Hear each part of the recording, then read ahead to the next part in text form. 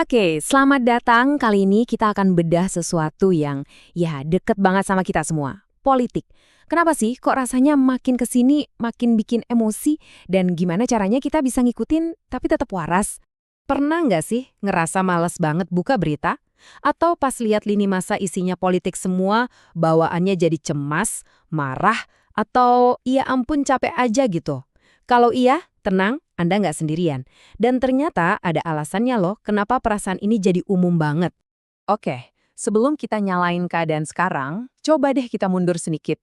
Buat ngerti kenapa politik modern ini rasanya, aduh, toksik banget, kita perlu balik ke pertanyaan paling dasar. Sebenarnya, politik itu dulu dibuat untuk apa sih? Nah, orang-orang Yunani kuno dulu punya gagasan yang keren banget. Menurut mereka, ikut serta dalam urusan publik atau politik itu bukan beban. Justru itulah yang bikin kita jadi manusia seutuhnya. Aristoteles bahkan punya istilah khusus buat ini, zoon politikon, yang artinya ya kita ini makhluk politik. Jadi bayangin deh, buat Aristoteles, politik itu semacam arena.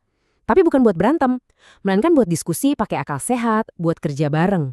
Tujuannya, buat ngebangun kehidupan yang lebih baik buat semua. Dan mencapai potensi kita bareng-bareng. Fokusnya itu kebahagiaan bersama, bukan saling sikut-sikutan. Kedengarannya ideal banget kan? Tapi pertanyaannya, kalau tujuan politik semulia itu, kenapa yang kita rasain sekarang kok kayak gini?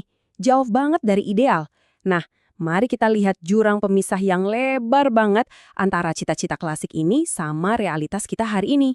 Dan rasa stres karena politik ini ternyata bukan cuma perasaan kita aja loh, ini bukan cuma di kepala kita. Datanya beneran ada dan nunjukin kalau ini tuh fenomena yang nyata, meluas, dan bisa diukur. Oke, kita mulai dari negara kita sendiri, Indonesia. Coba lihat data ini deh. Sebuah jajak pendapat nunjukin kalau hampir 80% responden itu ngelihat politik dengan kacamata negatif. 80%. Itu artinya kasarnya, 4 dari 5 orang yang kita temui mungkin ngerasa ada yang nggak beres sama perpolitikan kita. Nggak cuma di Indonesia loh. Kalau kita geser ke Amerika Serikat, sebuah penelitian nemuin fakta yang nggak kalah mencengangkan. 40% warganya bilang kalau politik itu jadi sumber stres utama dalam hidup mereka. Bayangin, 40%. Itu hampir setengah populasi merasa tertekan gara-gara politik. Dan ini bukan cuma sekedar stres biasa yang abstrak ya, dampaknya itu nyata banget ke kehidupan sehari-hari. Mulai dari yang tadinya teman dekat jadi musuhan gara-gara beda pilihan, sampai beneran ada yang susah tidur atau bahkan depresi cuma karena jagoannya kalah, ini serius. Dampaknya bisa sampai ke kesehatan mental dan fisik. Oke, kita udah lihat idealnya gimana, realitanya gimana. Pertanyaan besarnya sekarang, apa sih biang keroknya? Apa yang bikin ada jurang yang dalam banget antara cita-cita luhur politik sama kenyataan pahit yang kita alami setiap hari? Nah, salah satu jawaban utamanya ada di konsep yang namanya polarisasi afektif. Gampangnya gini, ini bukan lagi soal kita beda pendapat soal kebijakan. Misalnya, saya dukung kebijakan A, kamu dukung kebijakan B. Bukan, ini udah naik level, jadi permusuhan personal. Jadi bukan lagi, saya nggak setuju sama ide kamu, tapi udah jadi, saya nggak suka sama kamu sebagai orang. Para peneliti penasaran, jangan-jangan media sosial ini salah satu dalangnya. Makanya mereka bikin eksperimen keren banget di platform X. Mereka pengen tahu, bener nggak sih algoritma itu yang sengaja bikin kita saling benci? Caranya, mereka secara sengaja ngutak-ngatik lini masa para pengguna untuk melihat efeknya. Dan hasilnya, wow, jelas banget. Ternyata, apa yang disodorkan algoritma ke kita itu punya pengaruh langsung ke perasaan kita terhadap lawan politik. Kelompok yang dikasih lihat konten yang lebih adem, rasa sukanya ke pihak lawan jadi meningkat. Sebaliknya, yang dijejali konten penuh permusuhan, ya makin benci mereka sama lawannya. Jadi fix algoritma itu berperan besar. Oke, sekarang kita udah tahu masalahnya.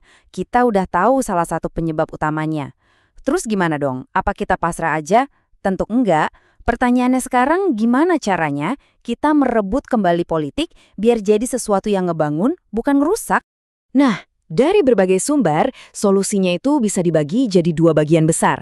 Anggap aja strategi tempur deh. Bagian pertama itu buat pertahanan diri. Ini soal gimana kita secara pribadi bisa melindungi kepala kita dari semua kebisingan dan racun digital. Terus bagian kedua itu aksi kolektif. Gimana kita bareng-bareng bisa ikut andil bikin ruang diskusi publik kita jadi lebih sehat lagi.